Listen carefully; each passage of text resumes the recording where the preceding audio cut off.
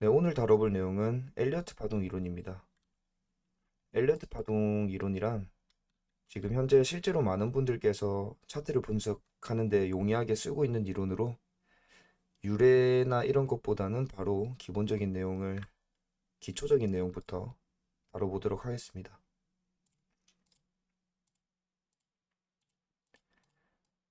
시장 운동이 상방으로 가고 있을 때, 다시 말하면 상방이 주 방향일 때, 이 파동은 이런 식으로 5개의 파동으로 쪼개서 올라간다. 저희는 이거를 충격 파동이라고 부르고 또는 임펄스라고도 합니다. 그리고 반대로 주 방향과 반대되는 방향으로 운동이 진행할 때는 5개의 파동이 아닌 이런 식으로 3개의 파동으로 진행을 한다 라는 점입니다.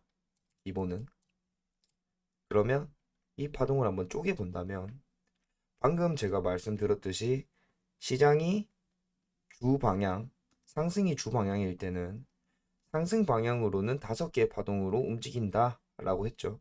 그러면 이 파동이 쪼개보면 상승 방향의 운동에서 상승, 주방향 운동을 하기 때문에 이것도 결국 5개의 파동에서 3파동으로 올라가는 3파동도 5개의 파동도 5개의 파동. 반대로 반대 방향이기 때문에 3파동이겠죠. 반대 방향이기 때문에 3파동.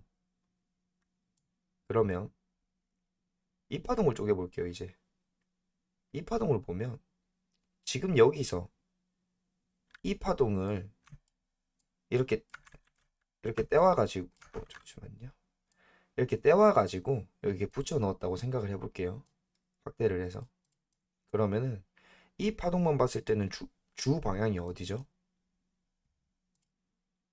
이 파동의 주 방향은 하방이 되겠죠. 비록 전체적인 움직임은 상승으로 움직이고 있지만 이 파동만 봤을 때는 하락이 주 방향입니다. 그래서 이 파동이 어떻게 될까요? 방향으로의 운동은 5파동. 하락 방향으로의 파동 운동은 5파동으로 임펄스의 형태로 나오고 이 방향에 반대되는 방향인 이 방향은 3파동으로 나옵니다. 이해가 되시나요? 그 다음 이 파동 관점이 조금 유의하게 봐야 될 건 뭐냐면 이 파동을 이렇게 가져오고 이 파동을 이렇게 가져왔죠. 근데 저희는 이 파동을 어떻게 카운팅했죠? 여기서 1, 2파동으로 카운팅했어요.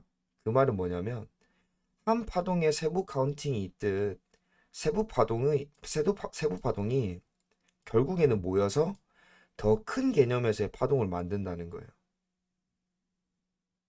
그러면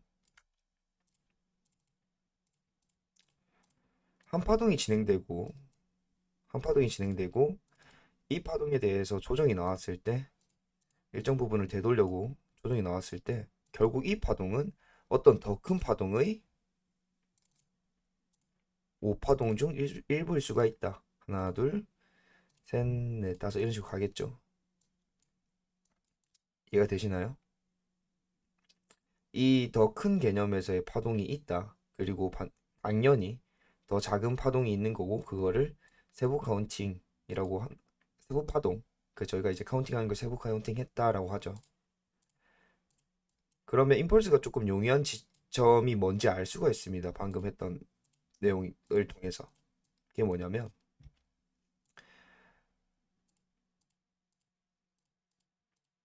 임펄스가 나왔다는 거는 지금 하고 있는 운동이 주방향이라는 거예요.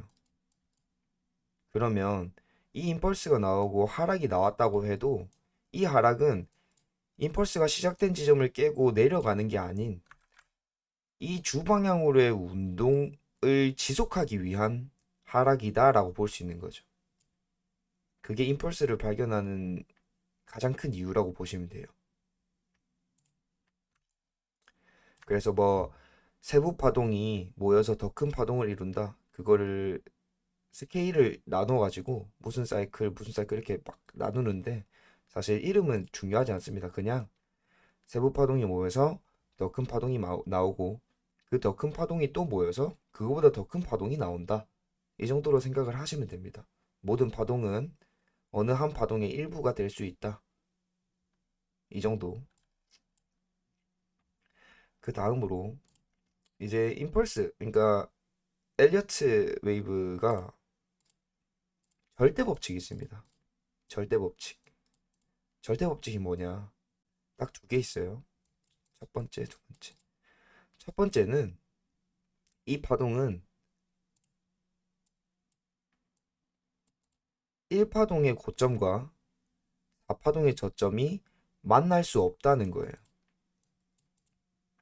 이 파동과 이 파동의 가격선이 이런 식으로 겹쳐버리면 이거는 엘리어트 파동에서 충격 파동, 즉 임펄스가 아니다라고 생각해야 되는 거예요.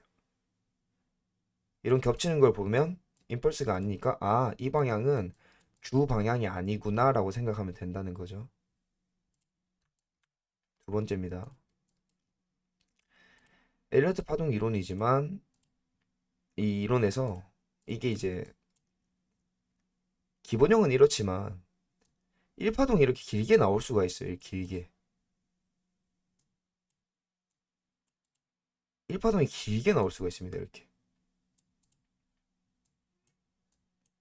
1파동이 이런 식으로 길게 나오면 중요한 건 지금 제일 긴 게 누구죠? 얘고, 그 다음 얘고, 그 다음 얘죠. 이러면 임펄스가 가능한데 가령 이런 식으로 3파동이 제일 짧아버리면 이거는 임펄스로 카운팅을 할 수가 없다는 거예요.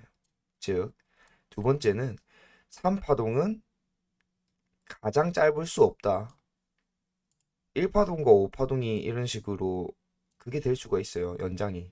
근데 그때마다 3파동이 제일 짧지 않게 5파동이 길어지면 1파동이 짧아져야 되고 1파동이 길어지면 5파동이 3파동보다 짧아져야 돼요. 오늘 말이 좀 잘 안 나오는데 아무튼 두 가지 다시 이제 설명을 드리면 첫 번째 1파의 고점과 4파의 고점은 만나면 안 된다. 임펄스로 볼 수 없다. 두 번째 1파가 연장이 되건 5파가 연장이 되건 3파동이 제일 짧은 경우는 임펄스로 보지 않는다. 이게 기본입니다. 그러면 약간 추가로 좀 말씀을 드리면 엘리어트 파동 이론이 진입 장벽이 되게 높은 편이에요. 되게 어렵다고 하고 사람들은 뭐 그게 뭐 코에 걸면 코걸이다, 귀에 걸면 귀걸이다. 거꾸로인가요? 아무튼 이런 말이 항상 이렇게 달고 다녀요. 엘리어트 파동 이론은.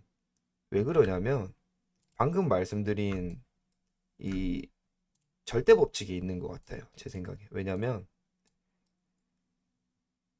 예를 들어서 이런 파동 한번 그려볼게요.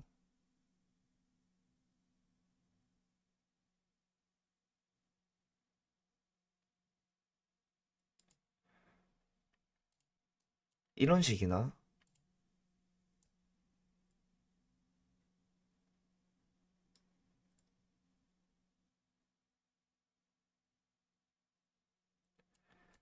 이런 이상한 느낌의 파동도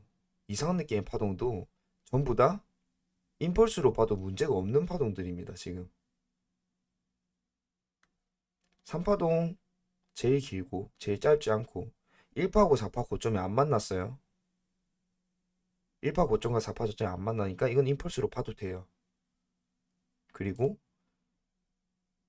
1파 고점과 4파 저점이 안 만나졌지만 지면서 3파동도 제일 길죠. 이것도 임펄스로 볼 수가 있다는 점인 것 같아요. 저라면 이걸 임펄스로 안 볼 것 같거든요.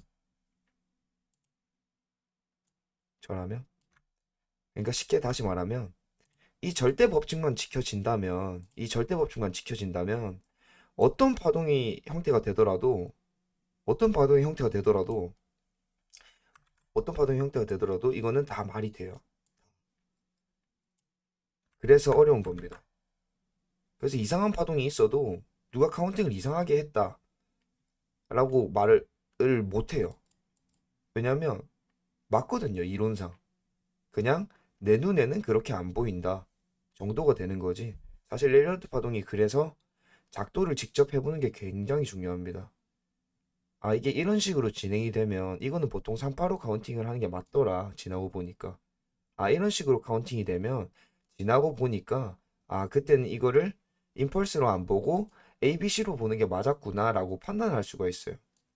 그리고 엘리어트 파동 이론이 엘리어트 파동 이론이 이게 원래는 기본 이론상 그 피보나치 수열이랑 같이 해가지고 이 뭐 1파에 382, 38.2%만큼 되돌린다. 혹은 6일까지 되돌린다. 60.8%까지. 그리고 3파의 길이는 1파의 길이에 뭐 61.8% 증가한 1.618만큼 나온다. 아니면 2.618 배로 나온다. 이런 글들도 있는데 사실 그거는 전혀 안 중요합니다. 전혀. 왜냐면 실제로 이렇게 되는 경우도 많고요. 거의 다 되돌리는 경우도 많아요. 그래서 이거는 순전히 경험의 영역이라고 생각을 하고 연장이나 조정의 형태 등 좀 다른 내용들은 다음 강의에 넘겨서 한번 더 해야 될 것 같아요. 영상이 너무 길어지니까. 그리고 항상 말씀을 드리지만 지표 하나만 가지고는 뭐 똑바른 그걸 낼 수가 없어요. 지표 하나만 가지고는 절대로 합리적인 판단을 낼 수가 없어요. 그래서 엘리어트 파동 이론만 본다면 이것도 좋은 기법은 아니라고 생각해요. 물론 저는 이걸 거의 90% 이상은 할애를 하지만 파동 이론에서 중요한 지점은 항상 다른 지표들도 가리키는 경우가 많아요. 추세선이나 아니면 매물대, 뭐 또는 나중에 가르쳐 드릴 피보나치 되돌림이나 또는 RSI, 상대 강도 지수 뭐 이런 게 있겠죠. 그런 부분은 제가 실제로 사용하는 방법들을 토대로 꾸준히 업로드를 할 테니까 그리고 나중에는 이제 실제로 분석을 어떻게 하는지도 보여드릴 테니까 일단은 한번 작도를 직접 해보시는 게 중요하다고 생각합니다. 일단 오늘 강의는 여기까지 하고요. 다음에 또 다음 내용으로 찾아뵙겠습니다.